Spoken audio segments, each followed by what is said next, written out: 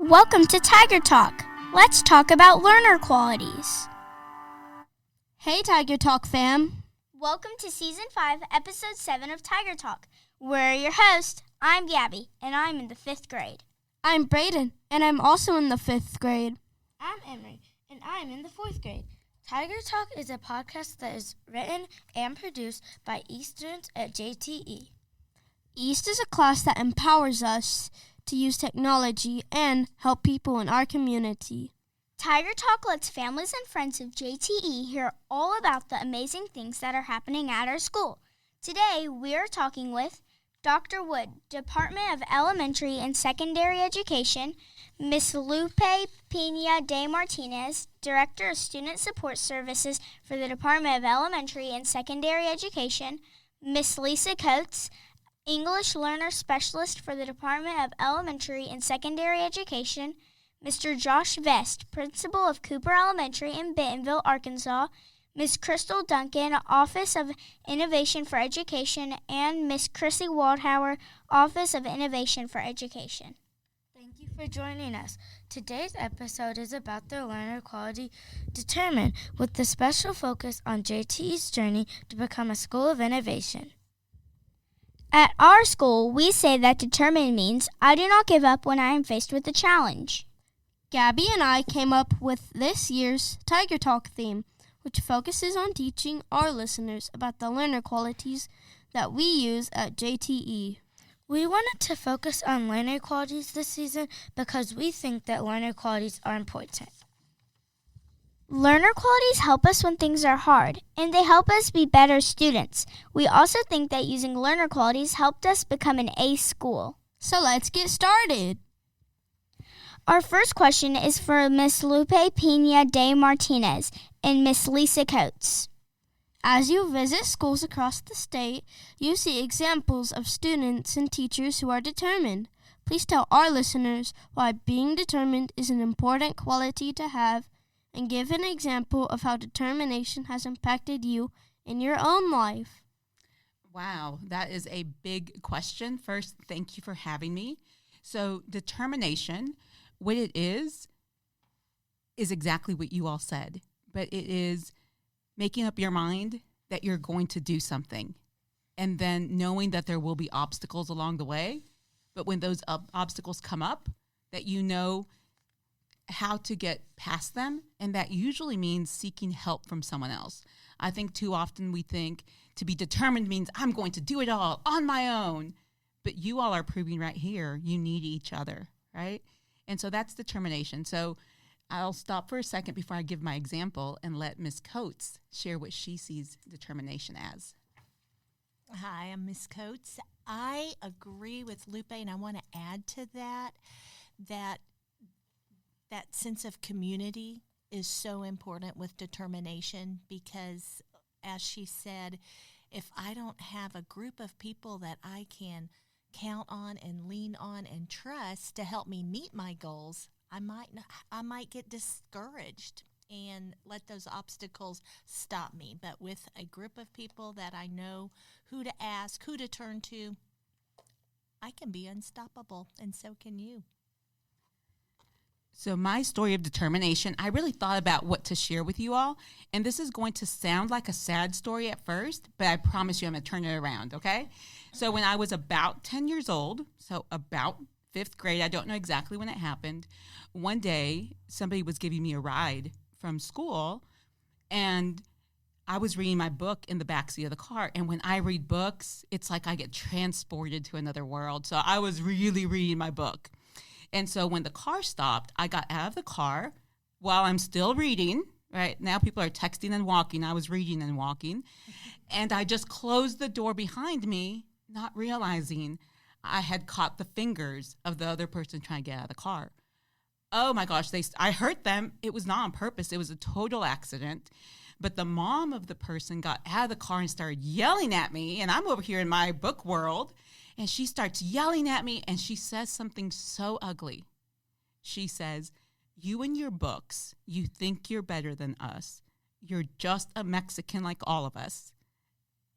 You're just going to grow up to clean houses." I was so indignant because my mom cleans houses. And she's a wonderful, hardworking person. And so my story linked to determination is any time when I was in college that school would get hard, I would think of that woman and think, I'm going to prove you wrong. And so determination sometimes is, look, my voice is cracking, remembering, because it really hurt, right? But I am actually thankful for her because her ugliness helped me be here today. And so while I don't remember her name, sometimes we have to work past obstacles. And that's exactly what determination is. Wow, I have to follow that. In my defense, I just saw these questions like 2 minutes ago. So I'm like, okay. When have I been determined? So many times where I feel like I can't do something. Every step after I became a teacher, at first I didn't even want to become a teacher, and then decided in school that, you know what, I've always wanted to be a teacher. I played teacher in my house. I would get in trouble for writing on the walls, pretending that my dolls were my students. And I was a little girl from way down, I don't know if you know where the Delta in Arkansas is, by the Mississippi River. I was a little farm girl, and college wasn't a big thing in my family. But as that little girl, I decided I want to help other kids. Learning to read, I think, along with what Lupe was saying, opened up such a world to me because my world consisted of my dad's farm. And so that opened up a world to me. And I just wanted to make sure that every child, every person had that opportunity to travel anywhere they wanted to just by reading a book. So I became determined, went to college again, and here I am still learning. I won't tell you how old I am, and don't guess. That's not nice. But still learning today. You never stop learning. I love those examples. Thank you for sharing. Our next question is for Dr. Wood and Miss Crystal Duncan. If our listeners are curious about what a School of Innovation is and what the designation means for students, what would you tell them? Hey, I love this question. I am Miss Crystal Duncan, and I have been working with Schools of Innovation for about 8 years now. So Schools of Innovation are schools who do things differently in service of their learners. Those learners are kids. They're also adults, in service of community and in service of their families. And since I know you all work on learner qualities and you know about the learning pit here, I'm going to say there are also people who are not afraid to get into the learning pit. And so to be a school of innovation takes a lot of determination. And I'm sure that everyone will tell you at the school that's been working towards School of Innovation designation, your council, your parents, you students, that it takes a lot of determination to get to where you are today. When you're designated as a School of Innovation in Arkansas, you are a model of student-centered, innovative learning for the rest of the state. I'm going to pass it to my friend Daryl here. She got the D part correct. This isn't Daryl. This is Dustin Wood. Thank you, Crystal. Sorry, Dustin. Daryl was supposed to be here today, but he wasn't able to join us. I would just tack on to what Crystal said, and say, Emerie, you probably have interests that are very different from mine. Maybe some are the same. Maybe some are very different. I don't know. You probably have styles and ways in which you learn better in certain areas than what I do, and vice versa. So we're all individuals. We have different interests. We have different goals. We have different ways of going about learning that are optimal for each of us and that are different, and that's okay. And so for me, what a School of Innovation is really about is being able to not have a sort of cookie-cutter kind of way about doing everything exactly the same, about finding different pathways that are more customizable for every student so that every student has the best opportunity they can to learn, not just the content of the subject, like math or reading or things like that, but a customizable way to go about learning that content as well. Interesting. Our final question is for Mr. Josh Vest and Miss Chrissy Waldhauer. What advice would you give to a school community that is starting their School of Innovation journey? Hi, this is Josh Vest from Cooper Elementary in Bentonville. And first of all, this is fantastic. And you guys are doing a great job. That innovation journey, I think it's about stretching yourself. For schools, it's focusing on kids and letting kids kind of make decisions and lead things. And it looks like you guys are doing that here, and you're doing that right now. I think it's also about taking some risks and learning from mistakes. Sometimes when you're doing innovative things that are a little bit different, you're going to make mistakes, and I think that is perfectly fine. That is a part of learning, and I think it's the most important part of learning. In schools like John Tyson, who are developing that sense of learning from mistakes and trying new things with their staff, are awesome schools. When they're getting their kids to embrace that, that's even better. And I think you guys are doing those things here.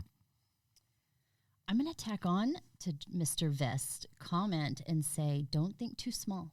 So think as big as you can when you're starting this journey. Go as big as you can and as far as you can with the innovative ideas.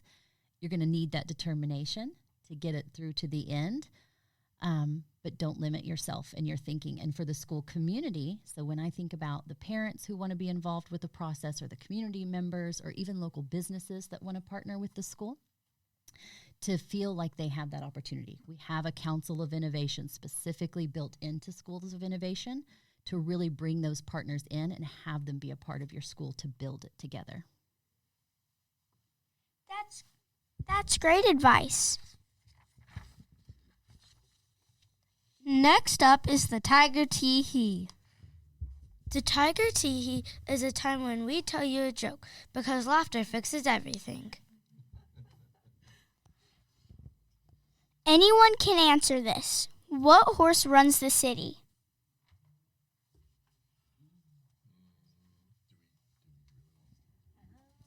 Would it be the mayor?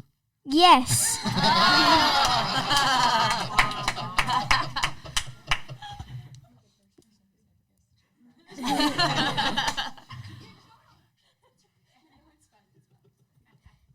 Now it is time for our Spread Positivity segment.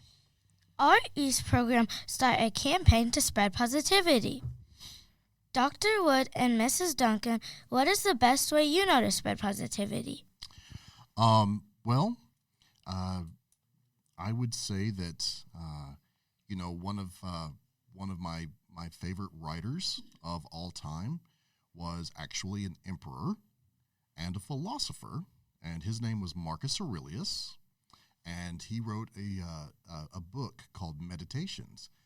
And to kind of paraphrase what the emperor Marcus Aurelius, he was the emperor of Rome, or one of the emperors of Rome. I should throw that out there. And to kind of just paraphrase what he said is that the color and the texture of your thoughts, that's going to influence how you're seeing life. It's going to influence your perspectives from moment to moment, from day to day, and that's going to have a huge impact on how you're feeling inside as well. So what's going through your mind and paying attention to those things, this is a big word, but thinking about what you're thinking about, that's called metacognition. So if you talk to your teachers, they can help you find out more about that. But really, if you think about your thinking, that's going to have a huge impact on how you're feeling. I love that that connection.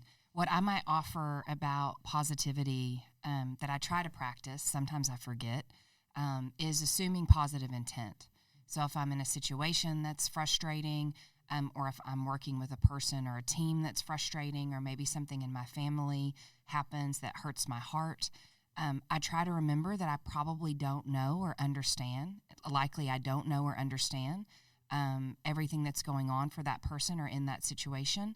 And if I assume positive intent, So I assume that they're not trying to be frustrating or hurtful or whatever emotion came up for me.